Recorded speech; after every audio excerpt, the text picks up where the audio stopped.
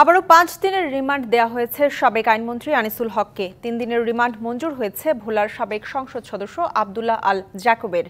নতুন মামলায় সাবেক মন্ত্রী দীপু মনি, সালমান এফ রহমান, হাসানুল হক ইনু, জুনায়েদ আহমেদ পলক ও কামাল আহমেদ মজুমদারকে গ্রেপ্তার দেখানো হয়েছে।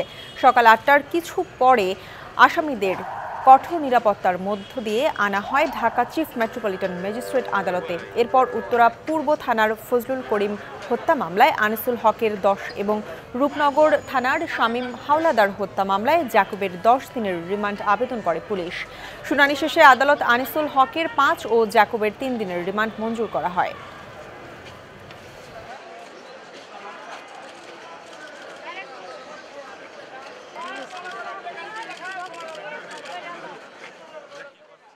টোটাল আমাদেরকে সোনারজ দেখায় সালমান এফ রহমান, হাসানুল হক ইনু, রাশেদ খান মেনন, আব্দুল্লাহ আল ইসলাম জ্যাকব, পলক জুনায়েদ আহমেদ পলক, কামাল মজুমদার, শাহজাহান খান, দীপুমণি, আনিসুল হক উনি রিমান্ডে যায়।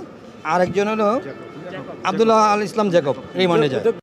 নগদের সর্বোচ্চ বার ১৬৭ টাকা রিচার্জে পাবেন ১ লাখ টাকা পুরস্কার। আরও আছে প্রতি সপ্তাহে পুরস্কার ও ক্যাশব্যাক।